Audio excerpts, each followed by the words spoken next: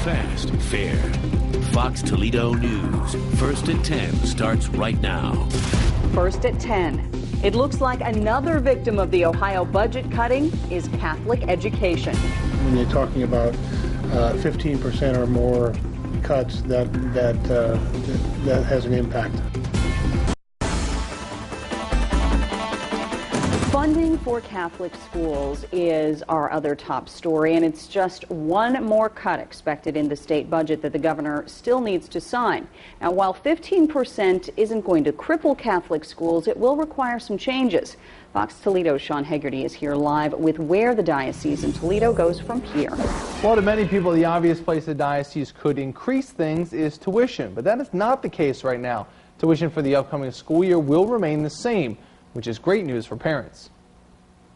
We know the parents are strapped just like everyone else, so we will try to maintain what we have. School Superintendent Jack ALTENBURGER says the diocese had a feeling the cuts were coming, so the news was not a complete surprise. We're going to have to ask for more generosity from the supporters of our schools, so it's something we've dealt with before. Money for Catholic schools comes from a variety of sources, including parishioners, tuition, fundraising, donations, and finally the state. So asking those supporters for more support will be key for a diocese that covers 19 counties.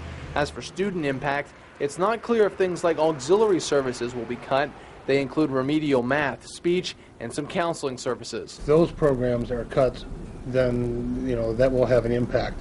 So we will have to look at ways to find alternative funding sources. One of the big hopes now is to make sure that scholarships are not cut. The diocese gives out about 200 each year. As for the actual schools themselves, the superintendent says no schools will be closed because of those budget cuts. Reporting live, Sean Hegarty, Fox Toledo News, First at 10. Some church leaders say they will take action to stop racetrack slots from coming to 7 different tracks in Ohio, including Raceway Park in Toledo. It's a measure that would help the state budget.